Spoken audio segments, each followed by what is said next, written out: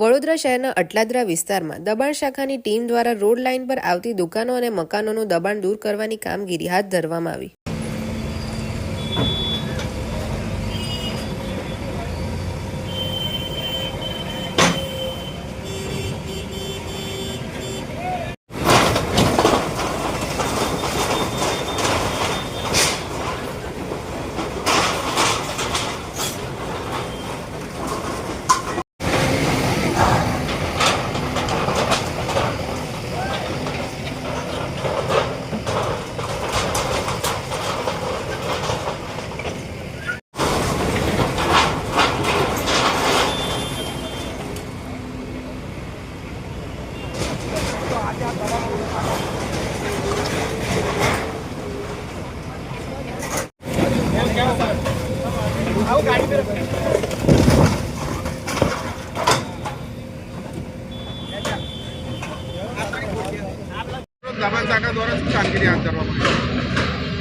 Atladara ward number 12 સમાવેશ વિસ્તાર અક્ષર ચોક bridge થી અટલાદરા તરફ મંદિર તરફ નીચે ઉતરીએ ત્યાં ડાબી બાજુ અટલાદરા મંદિર સુધી 40 થી 45 જેટલા દુકાનો અને મકાનો રોડ લાઇનમાં જે આવે છે તે દબાણ આજરોજ દૂર કરવાની કામગીરી દબાણ શાખા દ્વારા ટીડીઓ વિભાગને સાથે રાખી અને અન્ય વિભાગોને સાથે રાખીને આજરોજ કામગીરી હાથ ધરવામાં આવેલ છે।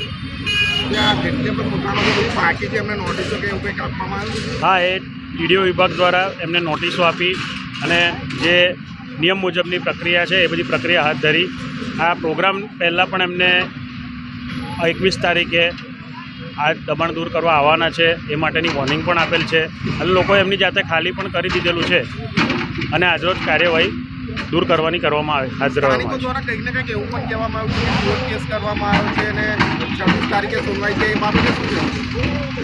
એ બાબતનું અમને કોઈ જાણ નથી કારણ કે કોર્ટનો એવો કોઈ ઓર્ડર અત્યાર સુધી અમારી પાસે આવેલ નથી। ચિરાગ શાહ, દબાણ શાખા અધિકારી।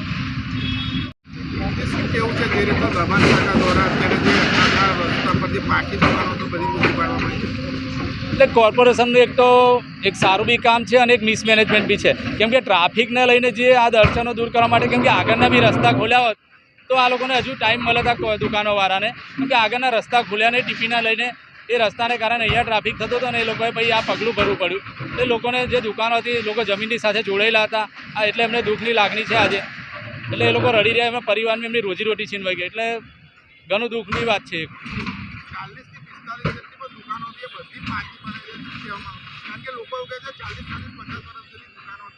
હા, એટલે અટલાદરા ગામને કોર્પોરેશનમાં લીધું એટલે અટલાદરાના તો ગયા જ નહોતા કોર્પોરેશન અટલાદરા ગામે કોર્પોરેશનમાં લઈ ગયું અટલાદરા ગામને એટલા માટે અટવાઈ ગયા અને આ લાગણી હતી વર્ષોથી જમીનની જોડે એટલે દુઃખની લાગણી છે એ લોકોની। ઠાકોર રાખી।